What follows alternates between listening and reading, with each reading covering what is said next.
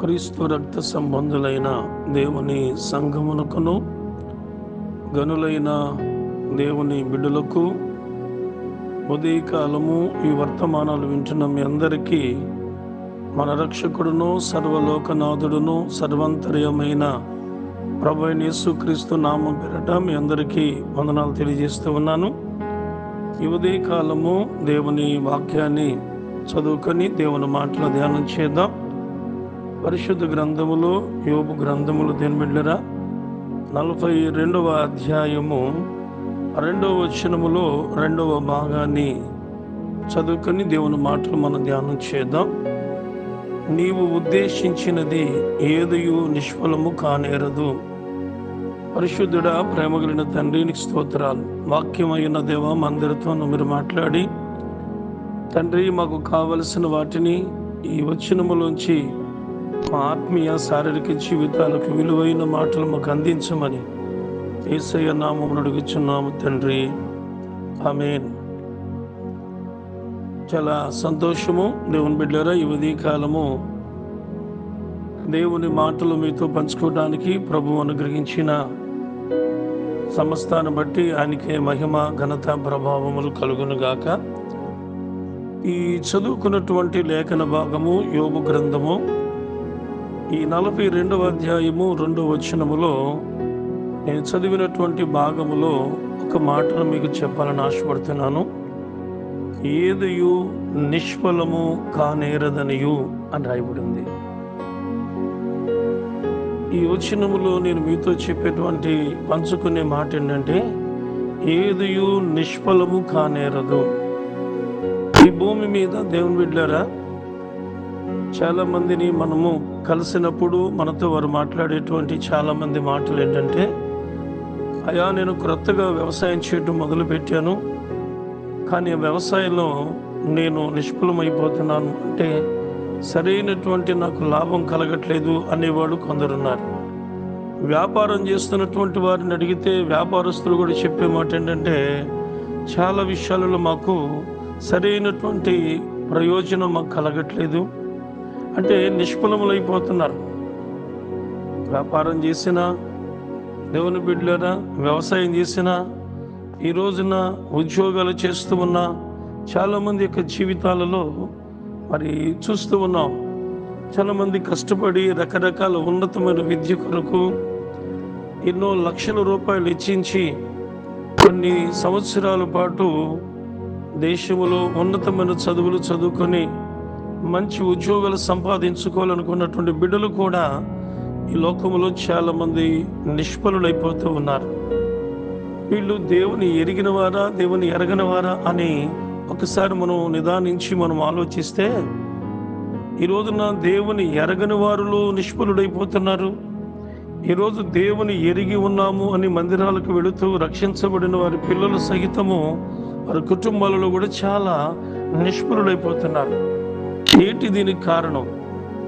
దేవుని బిడ్డలారా, వారు ఆరాధించేటువంటి జీవము కలిగిన యేసు ప్రభువారు వీరి జీవితాలలో, వీరి బిడ్డల జీవితాలలో దేవుడు తన కార్యాలు చేయడానికి, తన మహిమ గల కార్యాలు చేయడానికి ఆయన శక్తి లేనివాడా, ఆయన బలము లేనివాడా, ఆయన ఏమన్నా చేతగానివాడా అని అంటే నో, ఆయన ఏమాత్రమును కూడా అట్టివాడు కాదు. ఆయన చేయగలిగిన వాడు, ఆయన సర్వశక్తిమంతుడు, ఆయనకు అసాధ్యమైనది లేదు అని మనం అందరం కూడా వాక్యం చదువుతూ ఉన్నాం.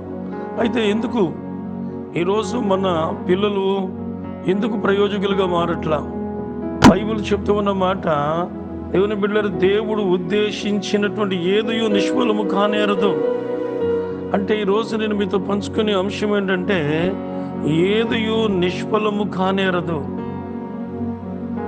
మరి ఈ మాట మన జీవితంలో జరగాలి, మన బిడ్డల జీవితంలో జరగాలి కదా. ఒక మాట నేను మీతో చెప్పాలి. ఒక్కొక్క కుటుంబంలో బిడ్డలు బాగా చదువుకొని ఏ పని చేయకుండా ఖాళీగా ఉన్నటువంటి వ్యక్తులు ఉన్నారు. ఏమిటి దీని వెనకాల కారణం? 3 కారణాలు దేవుని బిడ్డలారా నీతో పంచుకోవాలని నేను ఆశపడుతున్నాను. మొదటి కారణము, పరిశుద్ధ గ్రంథములో యోహాను రాసినటువంటి సువార్త 2వ అధ్యాయము 5వ వచనములో ఒక మాట రాయబడింది, ఆయన మీతో చెప్పునిది చేయుడి. ఏంటంటే మొదటి మాట, ఆయన మీతో చెప్పునిది చేయుడి. ఇది మొదటి కారణం, ఆయన చెప్పినది మనం చేయాలి. రెండవ కారణం చూడండి దీని బిడ్డారా, 123వ కీర్తనలో 2వ వచనములో చివరి భాగంలో రాయబడిన మాట ఏంటంటే, మన కన్నులు ఆయన తొట్టు చూచుచున్నవి. అంటే ఈ భూమి మీద ఏదియు నిష్ఫలము కానేరకుండా ఉండాలి అంటే, ఒకటి ఆయన చెప్పినది చేయాలి, రెండవది మానవుని కన్నులు ఆయన తట్టు చూడాలి. లోకం తట్టు కానీ, మనుషుల తట్టు కానీ, రాజకీయ నాయకుల తట్టు కానీ, లోకములో ఉన్నటువంటి బుద్ధి అర్హతలు కలిగిన వారు, గనులైన వారు అనుకునేటువంటి అధికారుల తట్టు కానీ చూడకూడదు, ఆయన తట్టు చూడాలి. రెండవ కారణం.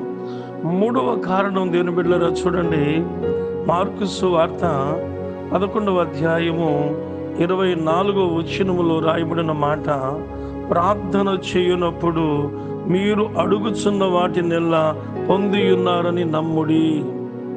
దేవునికి స్తోత్రం, హల్లెలూయా.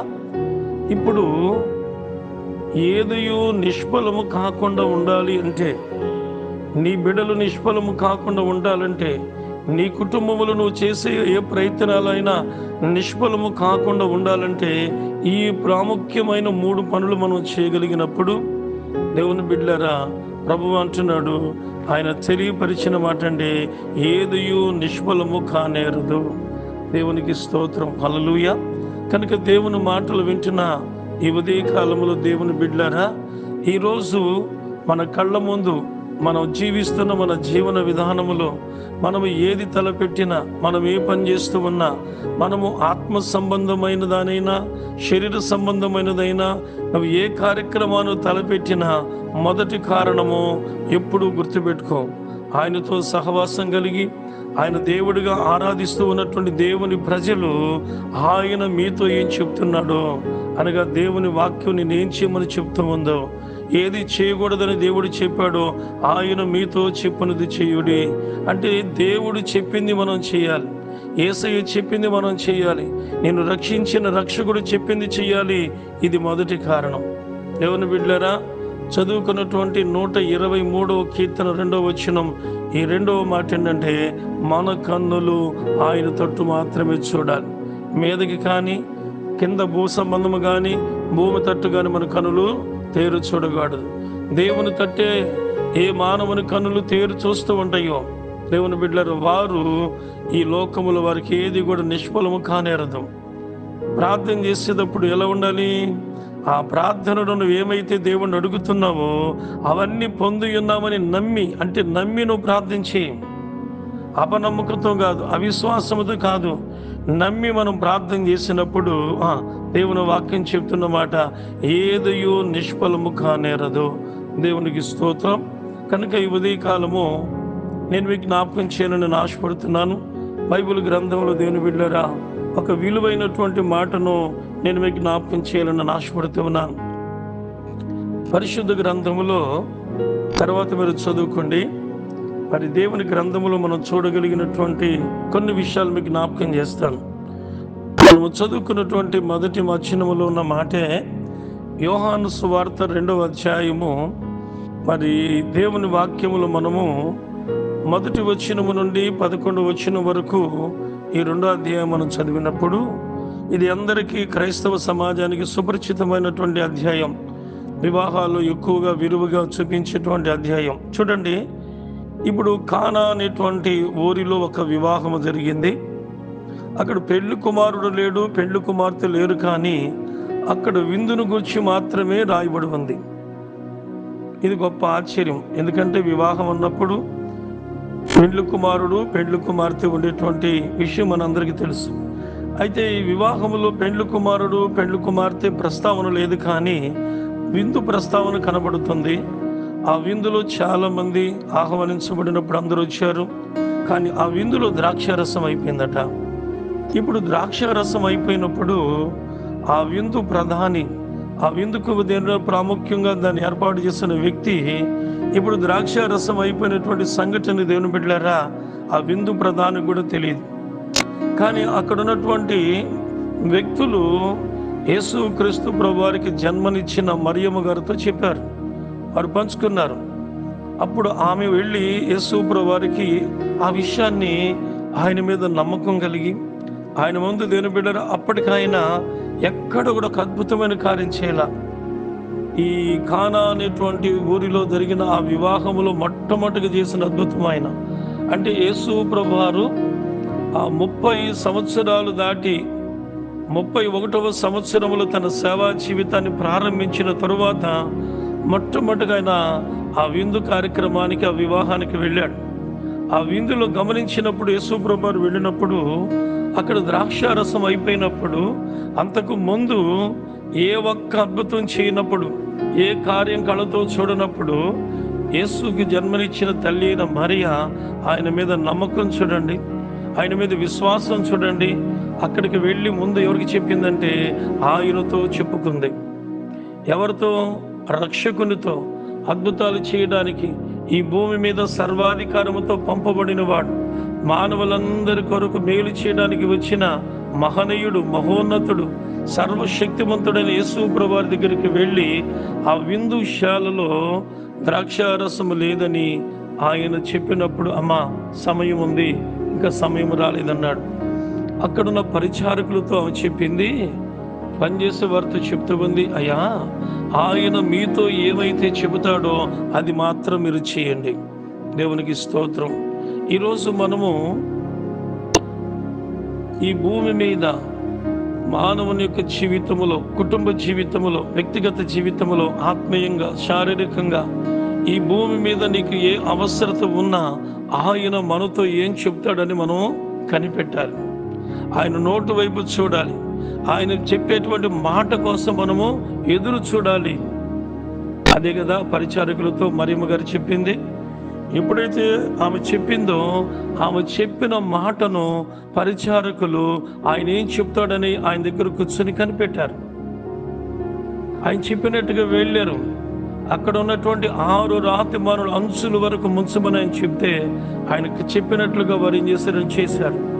ఆ తర్వాత ఆయన అంటున్నాడు, మీరు ఆ రాతి బాణులు ఉన్నటువంటి నీళ్లను మీరు ముంచి వారు తీసుకుని వెళ్ళమన్నప్పుడు వారికి తెలుసు ఏంటని, నీళ్ళని. ఎవరి బిడ్డలారా మీరు గమనించండి, వారు ఏం చేశారంటే వారి కన్నులు ఆయన చుట్టూ చూసి ఆయన చెప్పినట్టుగా చేశారు. అంత మాత్రమే కాదండి, ఆయన నమ్మి ఆ నీళ్లను తీసుకుని వెళ్ళి వారు వడ్డించారు. వారు తీసుకుని వెళుతూ ఉండగానే రంగు మారిపోయింది, రుచి మారిపోయింది, అక్కడ అద్భుతం జరిగిపోయింది. దేవునికి స్తోత్రం, హల్లెలూయా. కనుక ఈ ఉదయకాలము దేవుని బిడ్డలారా ఏదియు నిష్ఫలము కాకుండా ఉండాలి అంటే ఆయన మనతో ఏం చెప్పాడో మనం చూడాలి. ఒక యజమానుడు దగ్గర పనిచేసి ఒక దాసుడు, ఒక దాసి యజమానురాలు తట్టు ఎలా చూశారో మన కన్నులు ఆయన తట్టు చూచి మనము ప్రార్థించేటప్పుడు ఆయన మనం నమ్మి మనం ప్రార్థన చేస్తే మనం ఎక్కడ కూడా ఏ విషయంలో కూడా మనము నిష్ఫలము కాము. ఆ వాక్యాలు మన జీవితంలో మనం అనుసరించి ప్రభు యొద్ద నుండి మేలులు మనం పొందుకుందాం. దేవుడి మాటలు దీవించును గాక. ఆమేన్.